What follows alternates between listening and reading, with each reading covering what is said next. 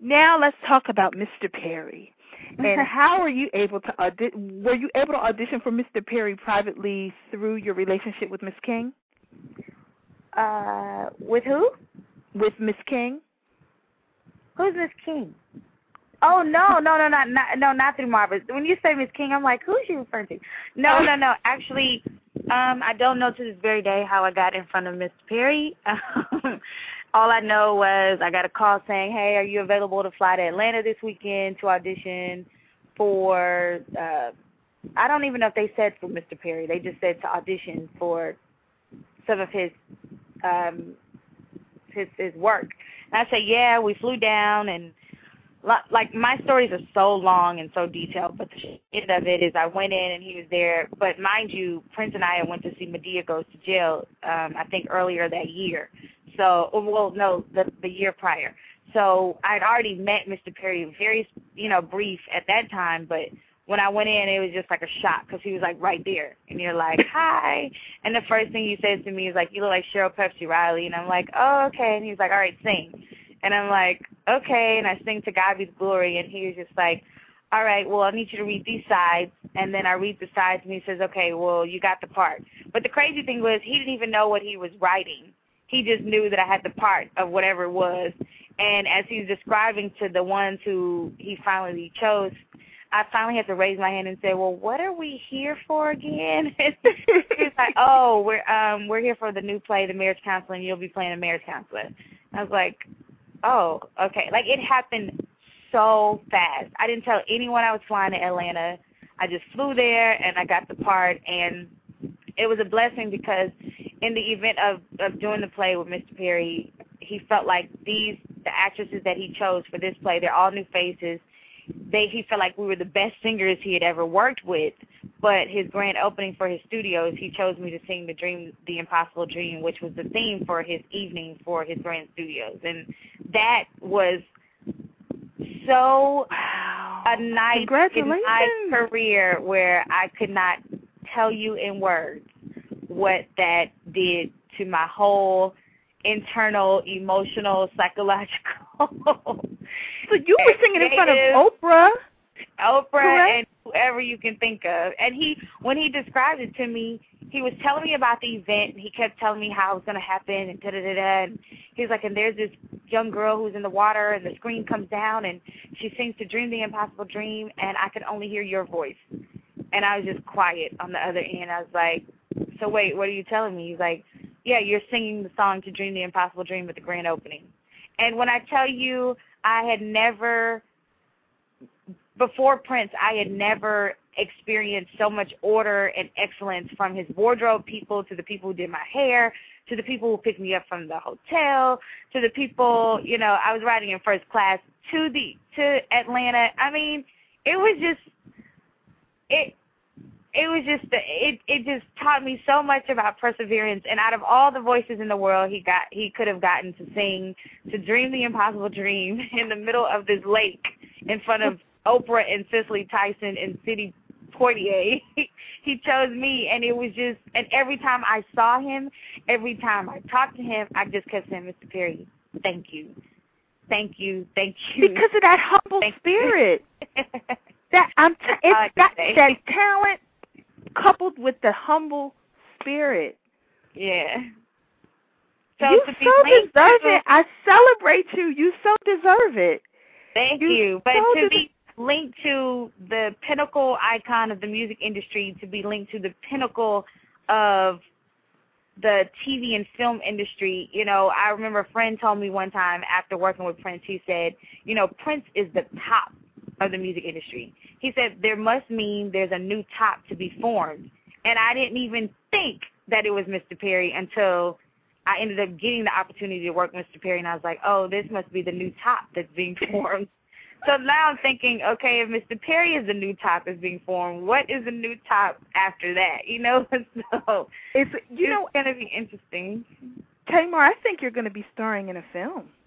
Well, I receive that, and I hope so. And, that's one thing, going in when I started working with Mr. Perry, I realized from a spiritual standpoint that I was getting free acting lessons from, one of the biggest guys in the world, but he's not just the biggest guy in Hollywood. He's a Christian African-American man who owns his own studios in Atlanta, Georgia. Like, he just defied everything that people say should be, you know, and I have to learn from that. There's no reason to work with him for a year and a half and not take away the fact that when you don't compromise and when you stay and persevere, no matter if it's your last dollar that you have to put into your own career, you know, and he's the one who really encouraged me to take the money that I was making from the play and put into my music. And to hear what we've created, I actually get blown away sometimes. So he encouraged you to take the money that you were making from the working on the marriage counselor. Exactly. And invested in yourself. Exactly. And I invested in myself because you got to remember we were out for 5 months. And, of course, you're just excited. You shop at every city you go to. You just do soup stuff. And then you're off for the summer. And then you go back on for another 5 months. And I did some savings, but it wasn't until the second time we went out that I was like, okay, Ash, if you're going to do it, you're going to do it now. And the name of the album is called Just Do It. Just Do It. Well, you know, I would definitely like to let the listeners listen to Runaway, if that's okay with you. Oh, yeah, that's fine. It's definitely not going to be in the record, but I'll make sure that when Heartbeat gets mastered, you guys will make sure to play it. Great. Listeners, here's Runaway by Tamar Davis, and is on the other side, we're going to come back with some more with Miss Davis. And that was Runaway by the beautiful guest of the hour, Miss Tamar Davis. She has such a beautiful, angelic voice, and we definitely want to support Miss Davis. Please log on to her website, and that's www.tamardavis.com, and that's TAMAR Davis.com.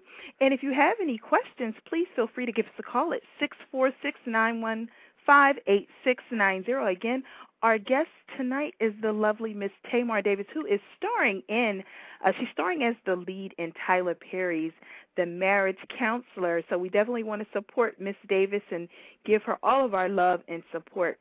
So Miss Davis, could you give the aspiring artists some tips on some things that they could do to invest in themselves and in their career? Because you said something I thought was so profound, and you said that Mr. Perry encouraged you to invest your own money. Well, yes. I think one of my I just finished reading a book called The Traveler's Gift, and the author Andrews really expounds on something very powerful, like the passion that people should have behind what they do and what they believe in. I believe, number one, if you don't have the passion, you know, a lot of people say the drive. I think it's two different things. But if you don't have the passion to be in the industry and really want to work, regardless of if you feel like the work is working for you or if you feel like you're seeing the fruits of it right away, you know, regardless of whether you see the evidence from it now or later, every opportunity is an opportunity. You know, opportunity meets preparation, you know, and I believe that if you have the passion to get up every day and put in 30 minutes or whatever towards your gift, whether that's researching on the internet, whether that, you know, a lot of people talk about the recession and they talk about this, but when you read, even in the Great Depression, the thing that stayed the most consistent was music, you know, and I believe when you stay true to what you know to have and what you believe in, regardless if it's folk music, if it's bluegrass music, if it's jazz, if it's gospel, if you stay true to what it is that you do, that's what's going to come through, and that's what's going to continue to bring you into higher levels. You know, I can't go and sing about a battered relationship because I've never had a battered relationship. However, I do admire the Mary J. Bliges and the Nina Simones because when they live something, you hear it through their singing, you know, and so and you believe it. And you believe it, you know. And that's why I believe you still have the Mary J. Blige still on top of her game because she doesn't bring you anything that's not her. And I believe if you stay true to that, if you stay true to and understand that you're going to hear a lot of no's. I think the no's are the best thing to hear. You know, take criticism. Take criticism from people who you don't even admire, because sometimes that's where the blessing really comes from, is hearing it from those who critique you the most.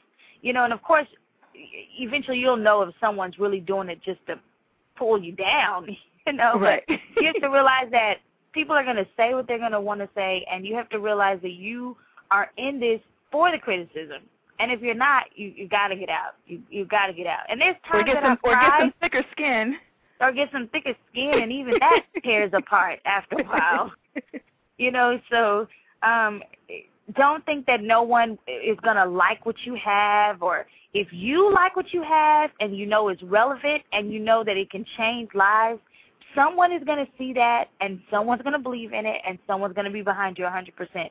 You know, and I think it's best to have, you know, at least one person around you who will tell you the truth. You know, keep that one person around you, and that,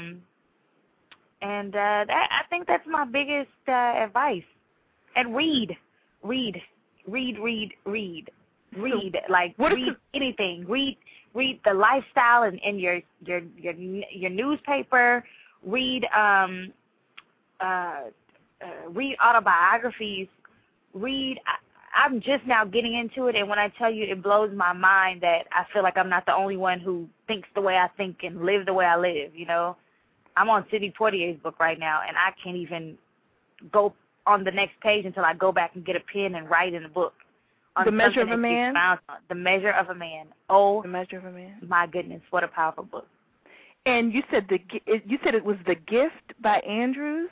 Is that The Traveler's Gift by Andy Andrews. Okay, The Traveler's Gift. You have anything else you want to recommend?